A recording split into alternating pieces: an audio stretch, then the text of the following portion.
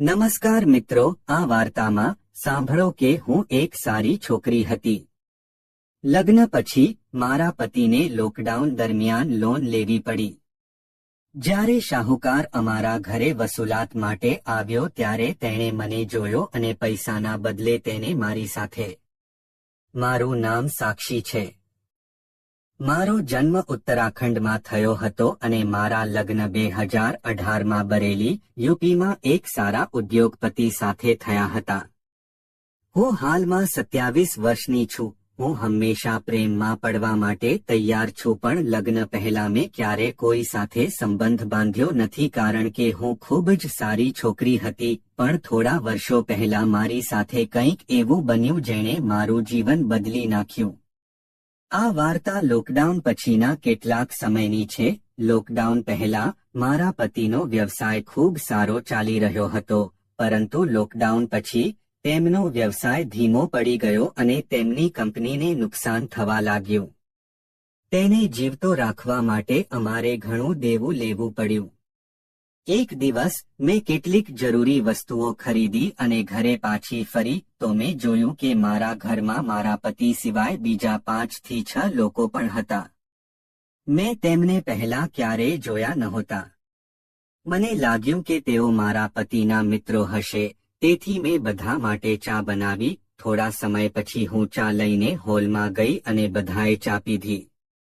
ત્યાં તેઓ મારા પતિને ધમકી આપી રહ્યા હતા કે અમારા પૈસા પાછા આપો, નહીંતર અમે તમને જીવતા નહીં હોડીએ. આ બધું સાંભળીને હું ડરી ગઈ. મારા પતિ વારંવાર તેમને વિનંતી કરી રહ્યા હતા કે મેં 10 લાખ રૂપિયા આપી દીધા છે અને બાકીના પૈસા ખૂબ જ જલ્દી પાછા આપી દઈશ, પણ તેઓ સહમત નહોતા અને મારા પતિ સાથે પતલું જેવું કામ કરી રહ્યા હતા. હું આ બધું સહન કરી શકી નહીં અને મેં તેમને પૂછ્યું કે તેમણે મારી પાસેથી કેટલા પૈસા લીધા છે. આ સાંભળીને તેમાંથી એકે કહ્યું કે તેમણે 60 લાખ લીધા હતા અને ફક્ત 10 લાખ જ પરત કર્યા છે. તેમણે 6 મહિનાનો સમય માંગ્યો હતો અને તે પણ પૂર્ણ થઈ ગયો છે. મેં કહ્યું, જુઓ ભાઈ, અમારો ધંધો થોડો ધીમો ચાલી રહ્યો છે. પૈસા આવતાની સાથે જ મારા પતિ તમને આપી દેશે. તેમાંથી તેમના નેતાએ કહ્યું, જુઓ ભાભીજી, મેં તેમને ઘણો સમય આપ્યો છે અને આજે તેઓ ઓછામાં ઓછા 10 લાખ લેશે. તે લોકો તરત જ છત પર આવ્યા અને હોબાળો મચાવવા લાગ્યા. પરિસ્થિતિ વધુ ખરાબ થતી જતી હતી. આ જોઈને મારા પતિએ કહ્યું કે જો મને થોડો વધુ સમય આપો, હું તમને પૈસા આપીશ, પણ તેઓ સંમત ન થયા. ત્યારે તેમના નેતાએ કહ્યું કે જો હું હવે આવ્યો છું તો હું મારી સાથે કંઈક લઈ જઈશ. મારી પાસે હમણાં તમને આપવા માટે કંઈ નથી. પૈસા મળતાની સાથે જ હું જાતે તમારી પાસે લાવીશ. આના પર તેમના નેતાએ કહ્યું કે મને તમારી પત્ની જોઈએ છે. આ સાંભળીને અમે બંને ચોંકી ગયા. મારા પતિએ કહ્યું કે આ ન થઈ શકે.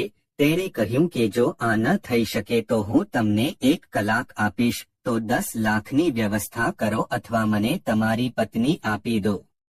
આ સાંભળીને મેં મારા પતિને બાજુ પર બોલાવ્યા અને કહ્યું કે તે શું વાત કરે છે. આના પર મારા પતિ ગુસ્સે થયા અને કહ્યું કે તે એક મોટો ગુનેગાર છે અને તેનો અહીં ઘણો પ્રભાવ છે. મેં તેની પાસેથી પૈસા લઈને ભૂલ કરી.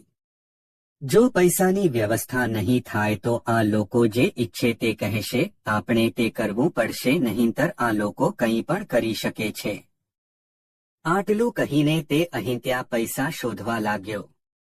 સમય ઝડપથી પસાર થઈ રહ્યો હતો અને જ્યારે 1 કલાક પૂરો થયો ત્યારે ફક્ત 2 લાખની વ્યવસ્થા થઈ શકી. અમે તેને 2 લાખ માટે મનાવવાનો ઘણો પ્રયાસ કર્યો, પણ તે સંમત ન થયો. હવે તેમનો નેતા મારી પાસે આવ્યો.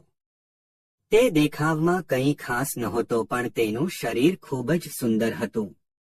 તેણે મારા ખભા પર હાથ મૂકીને કહ્યું, ભાભીજી, હવે ફક્ત તમે જ તમારા પતિને બચાવી શકો છો. મેં તેને પૂછ્યું કે કેવી રીતે. આના પર તેણે કહ્યું કે તે ફક્ત હું કહું છું તેમ કરે છે. મેં મારા પતિ તરફ જોયું પણ તે હજુ પણ શાંત હતો. તેણે કહ્યું કે તું તેની સાથે જે કહો તે કર. આ સાંભળીને બીજા લોકો જોરથી હસવા લાગ્યા. મારી પાસે બીજો કોઈ વિકલ્પ બચ્યો ન હતો અને હું કોઈ પણ પ્રશ્ન પૂછ્યા વિના શાંતિથી તેની સાથે બેડરૂમમાં આવી ગઈ. આગામી થોડી ક્ષણોમાં અમે બંને બેડરૂમમાં પ્રવેશ્યા કે તરત જ મારું જીવન હંમેશા માટે બદલાઈ જવાની હતું. તેનો એક માણસ મારા પતિને અંદર લઈ આવ્યો. તેણે મારા પતિને ખુરશી પર બાંધી દીધો અને બહારથી દરવાજો બંધ કરી દીધો. હવે રૂમમાં ફક્ત અમે 3 જ જણ બાકી હતા. તે મારા પતિ પાસે ગયો અને કહ્યું, આજે તમે જોશો કે હું મારા પૈસા કેવી રીતે પાછા મેળવી શકું છું. હવે મારી સાથે શું થવાનું છે મેં ક્યારે સપનામાં પણ કલ્પના કરી નહોતી, પણ હું આ માટે માનસિક રીતે તૈયાર હતી. તે મારી પાસે આવ્યો અને કહ્યું, માફ કરશો ભાભી, પણ તમારા પતિને પાઠ ભણાવવા માટે મારે આ કરવું પડશે. આ શું હતું? તે મારી ખૂબ નજીક આવ્યો અને આ કૃત્યથી મારી અંદર એક વિચિત્ર પ્રકારની ઝંઝણાટની લાગણી પેદા થઈ. તે સમયે મારે ડરને કારણે તે સહન કરવું જોઈતું હતું, પણ ખબર નહીં કેમ મને એટલું સારું લાગ્યું કે હું ભૂલી ગઈ કે તે મારા પતિ પર બદલો લેવા માટે મને શારીરિક રીતે હેરાન કરવાનો હતો. મને ખબર નથી કે મને કેમ ખૂબ જ મીઠી લાગણી થવા લાગી. મેં મારી અડધી બંધ આંખોથી મારા પતિ તરફ જોવાનું શરૂ કર્યું. તે ચૂપચાપ આ બધું જોઈ રહ્યો. તેણે બીજું કંઈ કહ્યું નહીં. તે જોઈને મને લાગ્યું કે આ ખોટું છે, તેથી મેં મારી જાતને તેનાથી દૂર કરી અને મારા પતિની બાજુમાં જઈને બેઠી. મેં ગુસ્સાથી તેને પૂછ્યું કે શું આ સાચું છે? તેણે ધીમા અવાજે કહ્યું, જે કંઈ થઈ રહ્યું છે તે થવા દો. આપણે કંઈ કરી શકતા નથી અથવા તે માણસ ખૂબ જ ખરાબ છે. તેણે પોતાની ભાભીને પણ બક્ષી નહીં. આ સાંભળીને મારી પાસે મારા પતિ સાથે સંમત થવા સિવાય કોઈ વિકલ્પ નહોતો. મેં પણ તેને મળવાનું મન બનાવી લીધું. હવે મને મારા પતિની બિલકુલ પરવા નહોતી. તેણે મને કહ્યું, ભાભીજી, ખરેખર મિત્ર, તમે ખૂબ જ સારા છો. અહીં તમારા જેવું કોઈ મળવું ખૂબ મુશ્કેલ છે. આ સાંભળીને હું હસી અને વિચારવા લાગી કે કાશ મારા પતિ પણ મને આટલો જ પ્રેમ કરે. થોડી વાર પછી તેણે બૂમ પાડી અને દરવાજો ખોલવાનું કહ્યું. દરવાજો ખુલતાની સાથે જ મેં જોયું કે બીજા બધા માણસો બહાર ઊભા હતા અને મારા પર હસતા હતા. મને ખૂબ શરમ આવતી હતી. હવે તે મારા પતિને કહેવા લાગ્યો, તમારી પત્ની ખૂબ સારી છે. મને પ્રેમમાં પડવાની મજા આવી. મેં તને મારા ખિસ્સામાંથી 1 લાખ માફ કર્યા અને તને 1 મહિનાનો સમય પણ આપીશ. મારે ઓછામાં ઓછા 20 લાખ જોઈએ છે. જો પૈસાની વ્યવસ્થા ન થાય તો આમ કહીને તેણે મારા પતિને ખોલી નાખ્યા અને તેઓ ચાલ્યા ગયા. પણ હું એમ જ પડી રહી. થોડી વાર પછી મારા પતિ મારી પાસે આવ્યા અને તેણે કહ્યું, માફ કરશો સાક્ષી, મારા કારણે તને આટલું બધું દુઃખ સહન કરવું પડ્યું. પણ તેને ખબર નહોતી કે સાક્ષી આ સારા કામથી ખુશ છે.